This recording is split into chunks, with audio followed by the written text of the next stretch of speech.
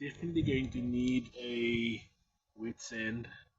There's some imperfections, but I'm definitely pleased with how it came out. I mean, there's no runs, there's no missed spots, but definitely gonna need to have a wet sand because we've got some imperfections over. Don't know if you can see there, and it's got some orange peel, some dirt up here, but generally I'm pleased with it.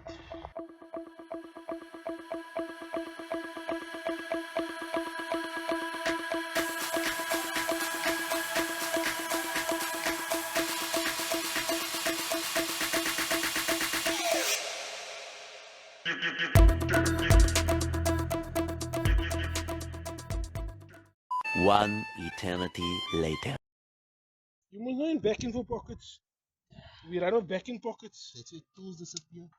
No? So true. 10 mils, especially 13 mils. Stolen goods.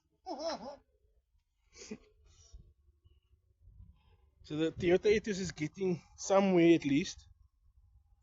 Fenders done, headlights is on. We're just wrapping up. Well, Chaz is wrapping up, and Uncle Chaz is just wrapping up all the loss of the wiring and making sure that I didn't catch on too much shit. Yes, Uncle Mo, don't put in too much crap. Akare, why do you say what must you do with this thing? Hola, peeps!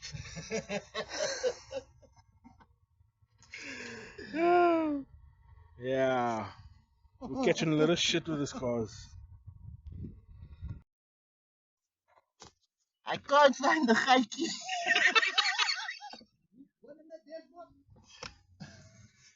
Where's his mother's chop? Okay, found it.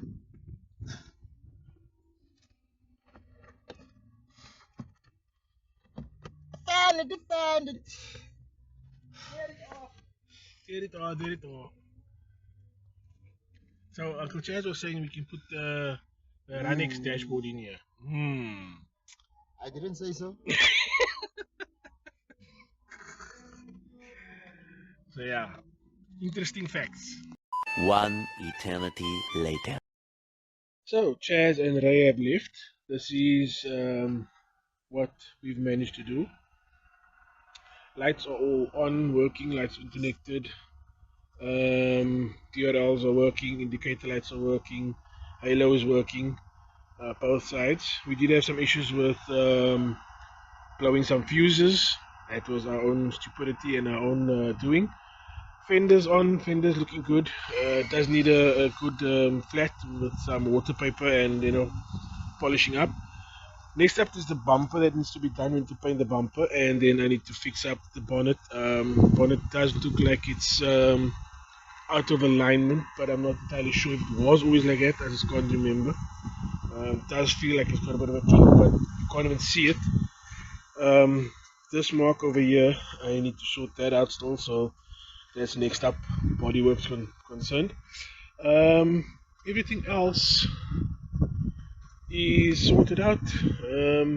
Everything else works. I still need to do the indicator unit on this fender over here.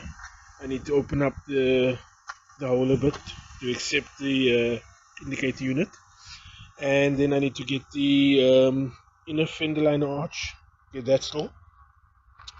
Once that is in, you can put that in the bumper, and everything's good to go. I did the car on test drive, and she doesn't drive too bad.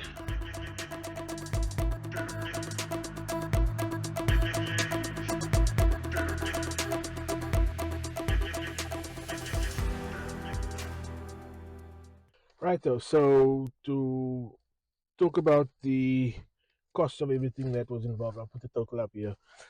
So we did paint chemistry for automotive paints.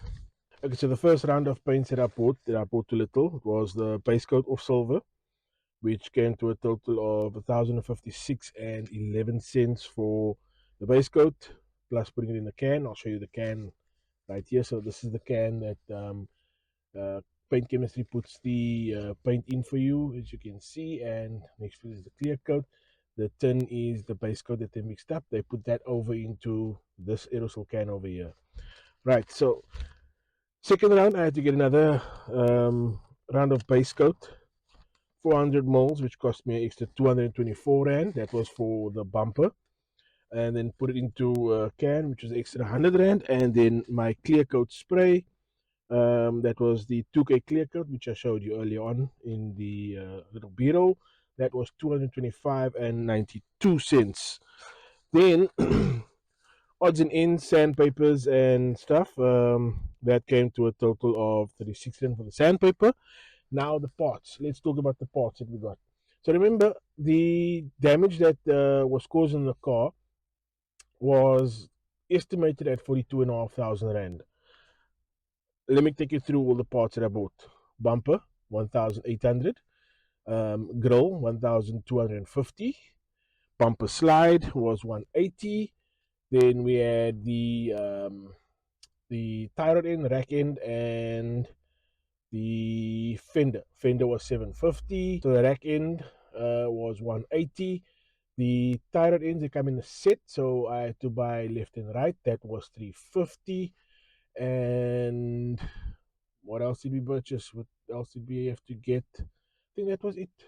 So we had the fender, the bumper, the grill, we had the rack end, we had the tie rod end, and we had miscellaneous items and paints. So I'll tally up everything over here and you guys can see what the cost was. It was way less than the 42 and a half that I was quoted, but we'll see over here. Anyways, it just shows that you can do it yourself if you have the will and if you are willing to put the effort in. You can do what I did on your own. I know nothing about spray painting. I'm only now getting into working into cars. Spray painting was never something that I could ever do. I'm actually doing it now for the first time. And as you saw in the video, I mean, it came out decent. It was a decent spray job at all. No runs. Yes, there was a bit of orange peel, but I'm using a spray can. I'm not using a gun. And I am absolutely a novice at this. In actual fact, I'm below a novice because, yeah, I have never done this before. But it just shows you can do it yourself. Anyways, I'm going to love and leave you guys in this one. This is the end of the series. There's one more video that I've got out on the Etios that is coming out soon. That is the detailing of the car, buffing and polishing and cutting compound the fender and bringing the car back to a shine, which will come out in a few weeks. There's some editing I have to do on that. And then the next video on the channel will probably be something to do with tech. But yeah, thanks for watching. And if you made it this far, leave a like and a comment to let me know that you've reached the end of this video. And I appreciate you all. Thanks so much. Don't forget, subscribe and like.